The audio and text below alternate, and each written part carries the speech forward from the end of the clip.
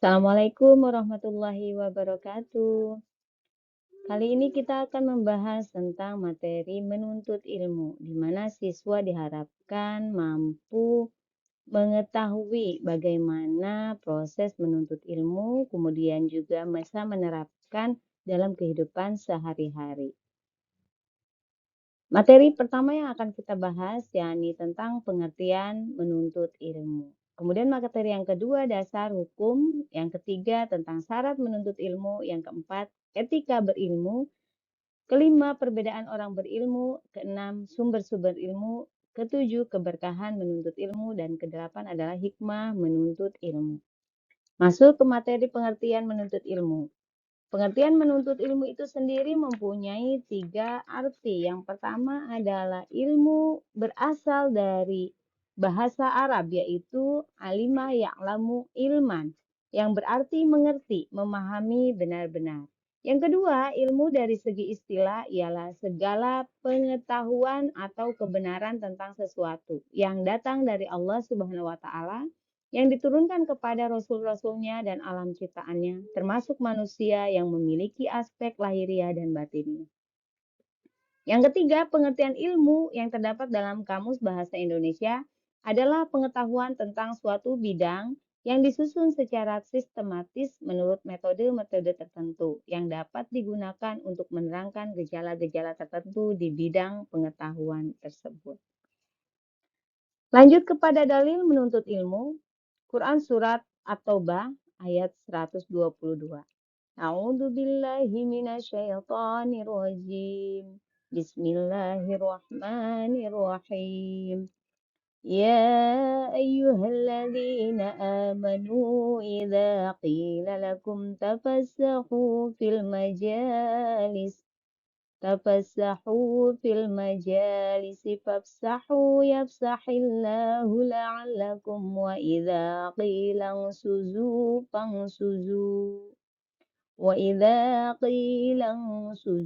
فانشزوا يرفع الله الذين آمنوا منكم والذين أوتوا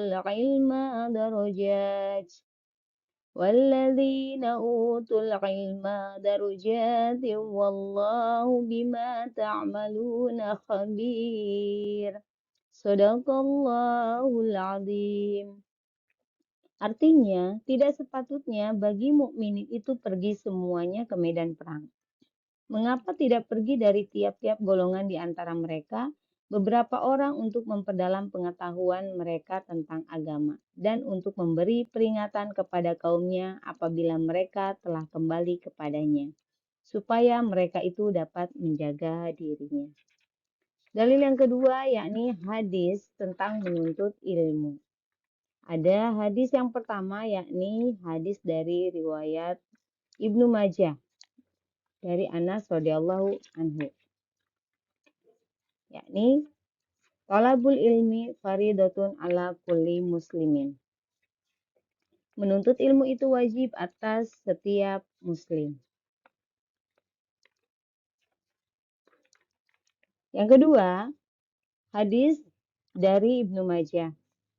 Talabul ilmi faridatun ala kulli muslimin wa wadi'ul ilmi inda ghairu ahlihi kuma kulli dil khanazir jauharo wal lu'lu'a wal dahab. Mencari ilmu adalah kewajiban setiap muslim, dan siapa yang menanamkan ilmu kepada yang tidak layak seperti yang diletakkan kalung permata, mutiara, dan emas di sekitar leher hewan. Nah, dalil ini menjelaskan bahwasannya menuntut ilmu itu penting, sehingga pada masa Rasulullah berperang, ini tidak diperbolehkan untuk secara keseluruhan mengikuti perang tersebut, melainkan harus ada sebagian di antara mereka untuk menuntut ilmu. Di mana ini artinya adalah kewajiban menuntut ilmu luar biasa dibandingkan mengikuti perang itu sendiri. Jadi ada pembahasan wajib di sini harus menuntut ilmu, sehingga sebagian daripada mereka yang menuntut ilmu nanti akan mempunyai peran di mana mereka menyampaikan ilmu yang dimiliki mengenai peperangan itu sendiri, sehingga bermanfaat untuk kaum bangsa Arab pada waktu itu. Jadi sebagian dari mereka harus menuntut ilmu. Begitupun dengan hadisnya di sini bahwasannya wajib menuntut ilmu bagi setiap muslim tanpa terkecuali. Kemudian di sini ada syarat menuntut ilmu. Syarat menuntut ilmu dalam kitab Ta'lim Ta'lim ada 6. Yang pertama, di sini ada bimbingan guru, di mana guru itu berperan sebagai transfer pengetahuan, juga sebagai jalur nasab keilmuan seseorang. Oleh karena itu, sangat penting dalam menuntut ilmu harus adanya bimbingan seorang guru. Yang kedua adalah kesabaran, di mana dalam proses belajar menuntut ilmu itu harus memiliki sifat sabar, karena diuji kesabarannya dalam segala hal pada proses menuntut ilmu itu sendiri. Sehingga ada pepatah mengatakan, orang yang cerdas adalah orang yang tidak pernah berhenti belajar, terus belajar, karena kesabaran terus meningkat dalam proses belajar di sini. Kemudian yang ketiga adalah kecerdasan. Kecerdasan yang didapat dengan usaha atau muktasab. Misalnya dengan cara mencatat, mengulang materi yang diajarkan. Yang keempat adalah bersungguh-sungguh. Bahwasannya menuntut ilmu itu harus punya semangat sungguh-sungguh. Menjada wajada. Siapa yang bersungguh-sungguh pasti akan berhasil, akan dapat. Nah, ini adalah slogan yang biasa digunakan pada orang-orang yang menuntut ilmu. Kemudian biaya dalam proses menuntut ilmu juga ada bekal, di mana itu termasuk dalam kategori adalah biaya. Seorang mendapatkan ilmu harus mau berkorban, baik harta, waktu, bahkan nyawa. Kemudian yang keenam adalah waktu yang lama. Nah, proses dalam menuntut ilmu tidak bisa singkat, akan membutuhkan waktu yang amat panjang, bertahun-tahun. Ya, ada waktu minimal 1 tahun, 2 tahun, 3 tahun, dan seterusnya. Lalu bagaimana etika ketika kita berilmu? Etika berilmu di sini yang pertama adalah ikhlas. Bahwasanya seorang yang sedang menuntut ilmu itu harus ikhlas, kunci sebagai kesuksesan. Ya, di sini orang yang ikhlas itu bisa mewujudkan sebuah cita-citanya, bisa meraih ilmu yang bermanfaat.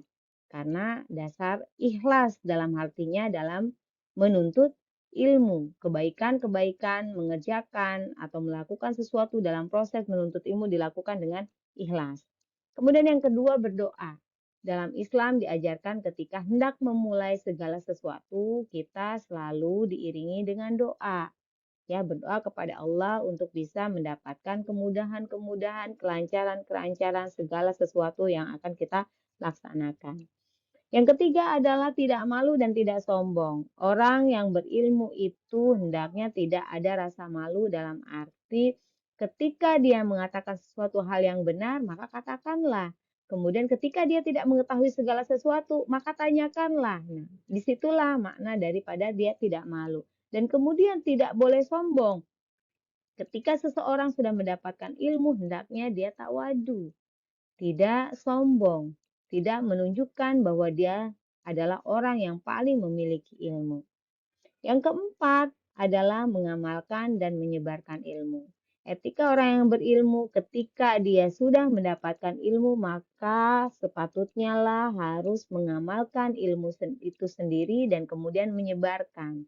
Karena dengan mengamalkan berarti kita paham terhadap ilmu tersebut dan kita menyebarluaskan agar orang banyak semakin mengenal tentang ilmu yang sudah kita informasikan, ilmu yang sudah kita ajarkan kepada orang banyak. Sehingga ilmu itu sendiri akan semakin lebih barokah, akan lebih banyak orang menggunakan ilmu tersebut. Pahalanya pun akan lebih mengalir, ya.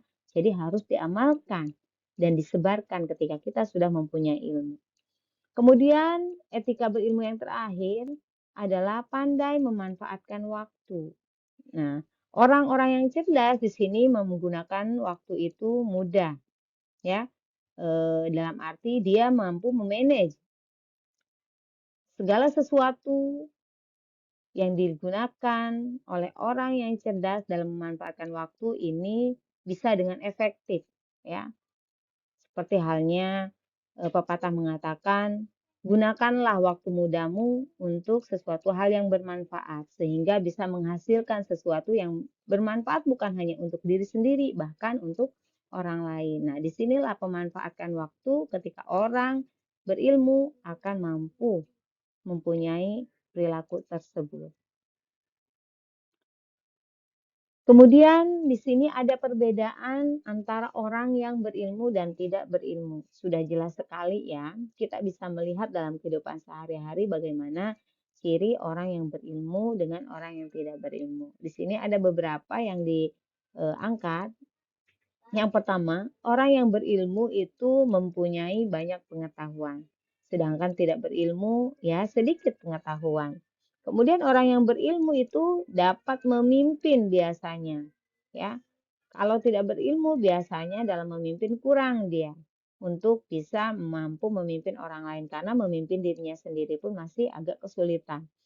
Kemudian orang yang berilmu sudah jelas Allah akan muliakan, ya, akan muliakan orang yang berilmu.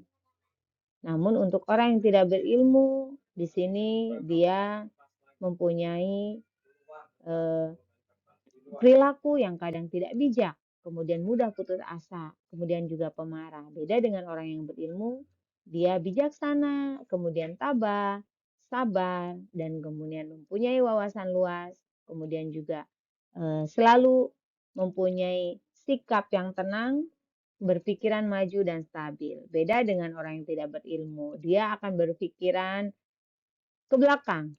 Wawasannya juga tidak luas, melainkan sempit. Ya, kadang sikapnya juga labil. Nah, ini beberapa contoh tentang perbedaan orang yang berilmu dengan yang tidak berilmu. Lalu sumber hukum ilmu atau sumber ilmu itu sendiri ada 4 yang bisa kita rangkum, ya, yang kita bisa jelaskan. Yang pertama adalah Al-Quran dan As-Sunnah, bahwasanya sumber ilmu itu bisa kita dapatkan dari Al-Quran dan Sunnah, di mana di dalamnya ditemukan banyak unsur-unsur ya yang dapat kita kembangkan untuk membentuk satu keberagaman konsep, bahkan teori yang dapat difungsikan untuk menyelesaikan berbagai permasalahan yang dihadapi umat. Yang kedua itu dari alam semesta. Kita bisa mendapatkan sumber ilmu dari alam semesta. Contohnya adalah kosmologi, tentang astronomi, fisika, matematik, geografi, dan zoologi. Atau bahkan sumber ilmu itu sendiri bisa dapat kita dapatkan dari manusia, seperti ilmu kedokteran, ilmu kesehatan, ilmu kebidanan, ilmu ekonomi, ilmu sejarah, sosiologi, dan lain sebagainya. Kemudian juga ada ilmu itu bisa kita dapat dari 2 unsur pokok yang dihasilkan oleh analisis sejarah, ya. Di sini bisa juga kita dapatkan seperti itu. Nah, analisis sejarah yang pertama kegunaan dari konsep periodisasi. Yang kedua rekonstruksi proses genesis, yakni perubahan dan perkembangan. Lalu hikmah menuntut ilmu. Apa saja hikmah orang menuntut ilmu? Di sini ada hadis Rasulullah Shallallahu Alaihi Wasallam bersabda, barang siapa yang menempuh jalan guna menimba ilmu, niscaya Allah akan memudahkan baginya. Berkat amalan ini jalan menuju ke surga.